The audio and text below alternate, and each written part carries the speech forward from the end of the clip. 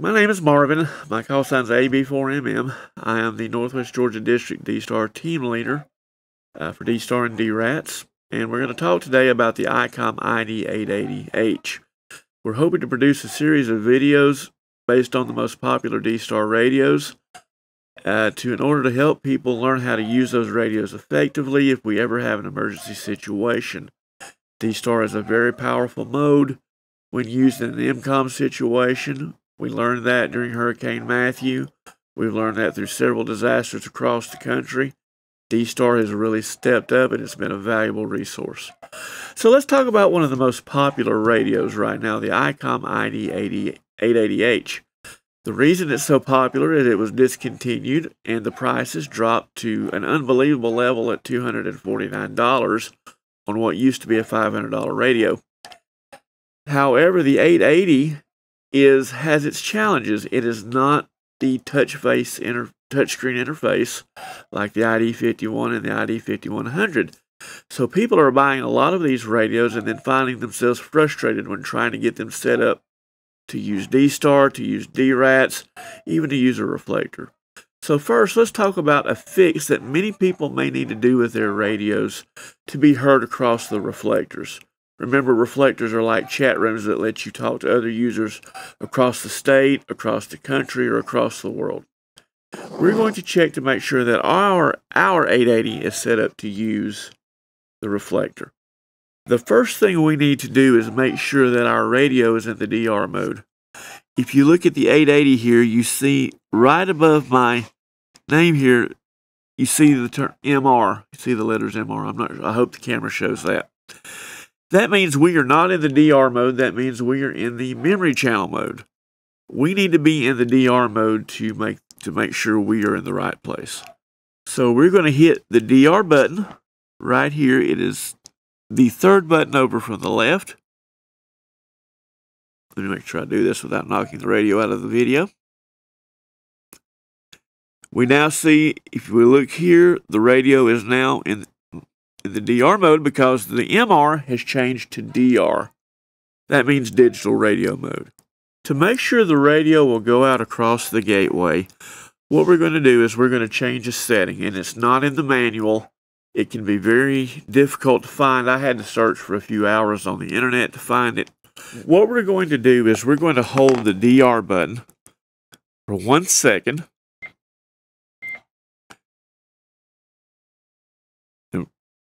Then we're going to hit the band button and change it until it says Group UR. If it says Group CQ or anything else, Group S, we are in the wrong mode. It must say Group UR. Then we're going to hold the DR button. We're going to hit the band button again. Then we're going to hold the DR button again. And we're going to have where it says RP22S momentarily. If your radio says not used, that means your radio is not set up to use the gateway. We'll turn the knob until GW shows up. Once GW is there flashing, hit your DR button twice until you're back to the screen that shows your memory channel. And this is how your radio is set up now to use the gateway. The next step with the Icom ID-80H is using it with D-Star. And you're thinking, yes, I need to program this radio. Let me be honest with you. This is not the radio you're going to want to program by hand. This radio is not the easiest radio. I'll be honest, it's actually very difficult to program by hand. And the best way to set your radio up either for analog memories or D-Star memories, whatever you want to do with it, you're going to be doing well to use the programming software. Now, there are a couple of options you can use. I am demonstrating here the Icom software that is available on the Icom website, only because I know ham radio operators really don't care to spend more money than they have to. However, if you use the Icom software, you will have to purchase a programming cable for it. So really, in the end, it comes out about the same using either the Icom software or purchasing a package from RT Systems, which is another software package I highly recommend. So I'm not going to go into the full details of totally setting up the radio. I'm going to discuss setting up the D-Star portion of it. If we look here in channel 6, I have channel 6 and 7, I have two D-Star repeaters set up here, and let me go over the important points. One is a 2-meter repeater, one is a 70-centimeter repeater. The duplex, you enter the operating frequency. That's the output. That's the output frequency. That's the frequency you're listening on. You'll enter the duplex. The offset frequency will probably set up automatically, as will the as in the step on that. 2 meters, of course, is 5K. 440 is 25K. In order to work properly, you need to make sure that the mode is set to DV. That stands to D-Star Voice. You can call the name whatever you want to. I chose the call sign of the D-Star repeaters, KA4RVTC for 2 meters, KA4RVT for B, 70 centimeters. What we'll do next is we'll scroll over, and this is what we're going to make sure of. We're going to make sure that in memory channel 6 and 7, that your call sign is set up to CQ, CQ, CQ, that the repeater names are correct in KA4RVTC and repeater 1, and KA4RVTG and repeater 2. And that is all you've got to make sure you're doing correctly when you're entering it into the programming software just to use to talk. In the next segment of the video, I'll bring up a new screen and show you a couple of different ways to make sure your D-Star is configured correctly. While we're on the topic of programming, I want to talk about a couple of different ways to link repeaters to reflectors with the Icom ID-880. There are two methods to do so, and the first of which I'm going to show you is how to use memory channels to do this. Now, technically, this is considered bad practice. However, if you don't use a lot, and the reason why is it ties up a lot of your memory channels, because what happens is, for every one of your favorite reflectors, you've got to have a command for each repeater, and it can take up to 5 to 7 channels per reflector per repeater. So if you have a lot of repeaters, you can run out of memory frequencies really fast, memory channels really fast. Now I'm going to show you this method because some people feel more comfortable with it. Let's just be honest, the ID-880 is not a very friendly radio for making changes on the fly while you're driving down the road. And I will say this, if you're using your 880 and you want to change repeaters or start working with reflectors, make sure you pull off the road. This is not a radio you can do this quickly with, and if you're not careful, you could cause an accident, hurt yourself and someone else. So make sure on the 880 you're pulling off the road if you have it in your vehicle. Make sure you're pulling off into a safe spot, and then you can make the changes you need to make. Now, looking here at I brought up a brand new programming file. You see we have it set up for KA4RVTC in this case. Now, I'm doing this so we can just really demonstrate what I'm talking about here.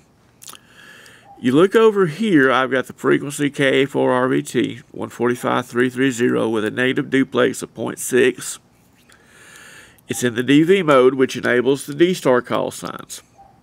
I'm going to scroll over and show you the difference. I have one memory channel for CQ, CQ, CQ. That is the talk channel.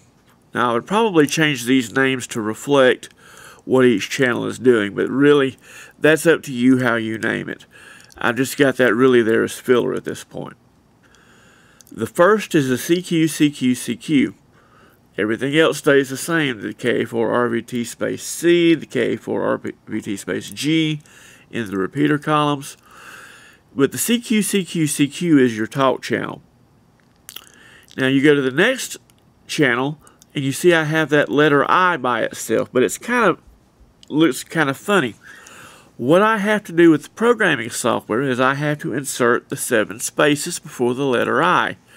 Remember that D star is looking for the command to be in the 8th space. So the reason I have the I next is, remember, before you start linking and unlinking reflectors, make sure it's not already connected, and you do that through the I command. The sample reflector that I want to link to is reflector 30 alpha, so that's what I've got entered here. The command is Romeo Echo Foxtrot 030 Alpha Lima. If I've done my information command and the repeater is not linked,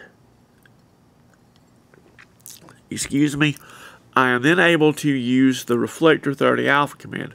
What I would do is, after I use this channel to check the information, I would turn it over to the link channel and then key up, and then this would link me to reflector 30 alpha.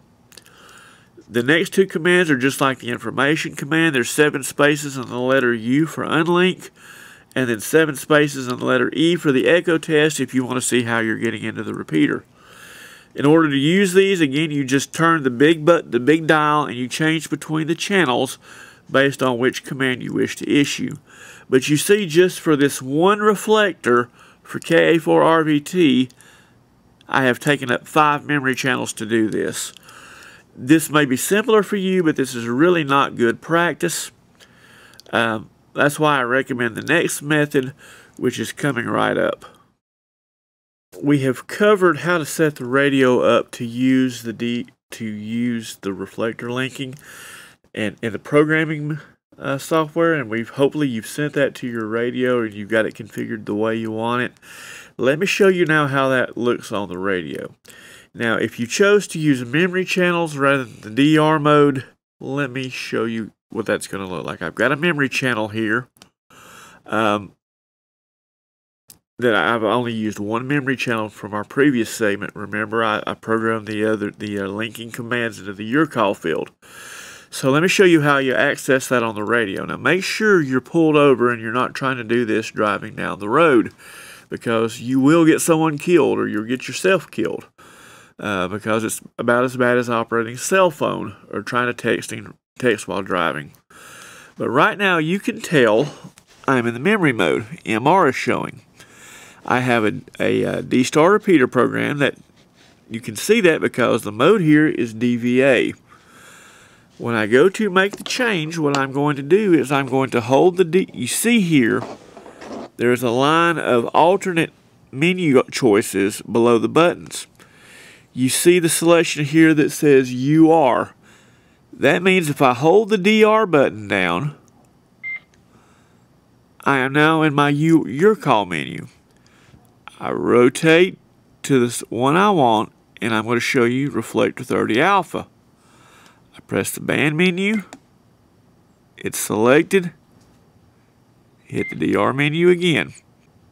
To check it, let's hit our call sign button, and guess what's showing up now? Reflector 30 alpha.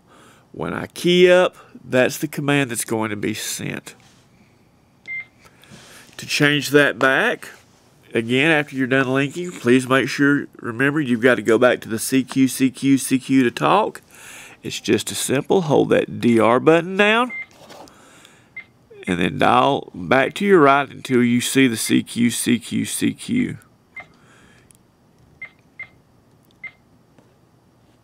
Push that DR button again, and there you go. Check your call sign, and you're talking again. Let me show you another example. Say I want to unlink when I'm done. Hold down the DR button again.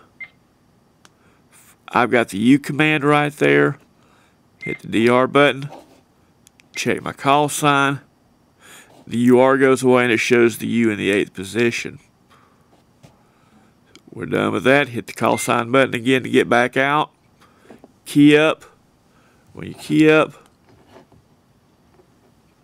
make sure I'm on low power here. Key up. You see the U going across the screen. That's what it sent. So I'm done unlinking. I want to talk again.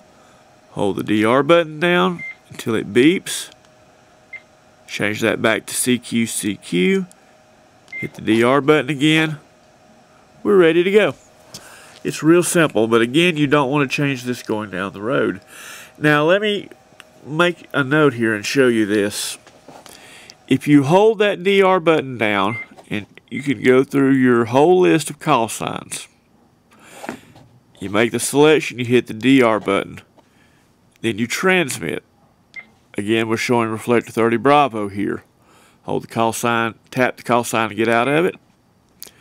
When I get ready to change back to the CQ, let me show you this.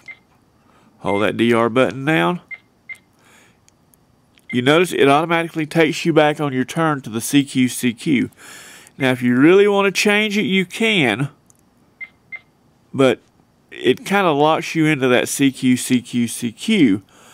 So it kind of helps you to get back to where you're going. Hit the DR button again, and I'm just going to check the call sign to show you this. Everything is right. Tap the CS to get out of it. If you have any questions on the linking, again, feel free to contact me. We'll be helping you to get that figured out. It's not easy until you get used to the flow of how it works. But on the 880, it's not as bad as it seems if you use this mode. Next, we're going to talk about setting the radio up to use DRATs. I'm not going to demonstrate the DRATs program. I'm just going to show you the settings that you need in order to make your radio work with DRATs. We are looking now at how to set your ID-880 up to use DRATs. Now, there are two things going on here. Most of you who are using your 880 for DRATs will probably not have a GPS connected to it, so once you make these settings, you won't have to change anything. Now, I use my 880 both in my vehicle and I use it for DRATs, and I have a Bionics GPS attached to it while it's in the vehicle, so I do have to differentiate between the settings.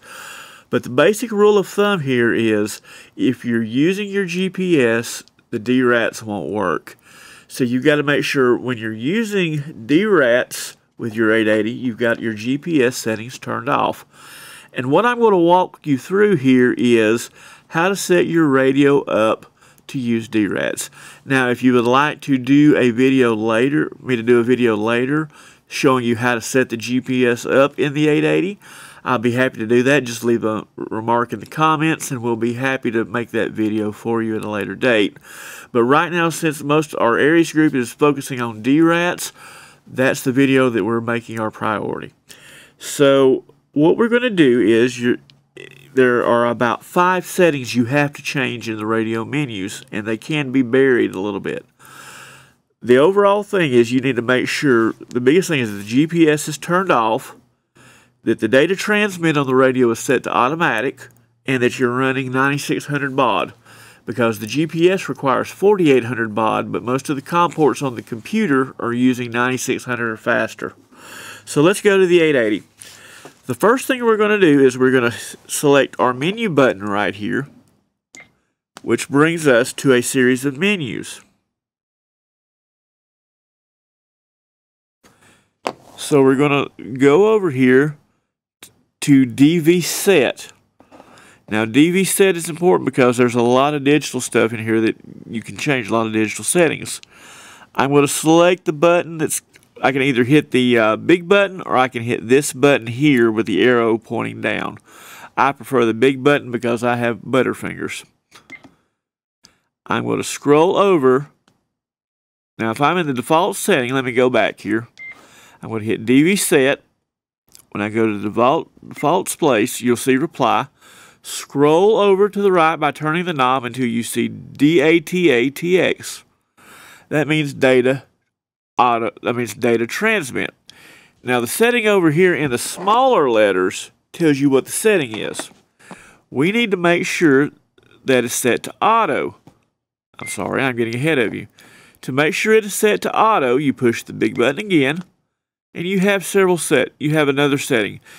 If you're using GPS, it'll be set to PTT, which means when you key up your radio with your mic, it'll send the data burst. However, we need the computer to key the radio when we're using DRATs rather than the mic. So we change that setting by turning the knob until it says auto. You turn it either way until you can get it to say auto. You push the band button to set that, and now your data transmit is set to auto. The next thing we need to do is we need to address the GPS. So we can get out of there and come back to the menu. This is the easiest way. Now we need to go over to GPS now. If our default menu is here at the step, we need to scroll over until we see GPS. GPS is where we're going to do the remainder of pretty much everything else except for setting the speed. When we get to GPS, we're going to hit the button.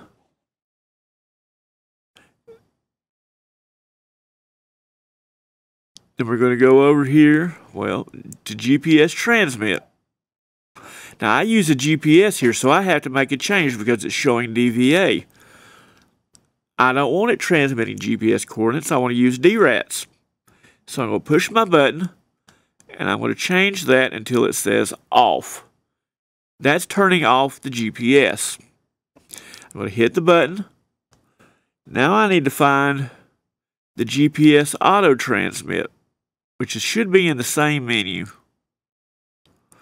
GPS auto transmit is turned off.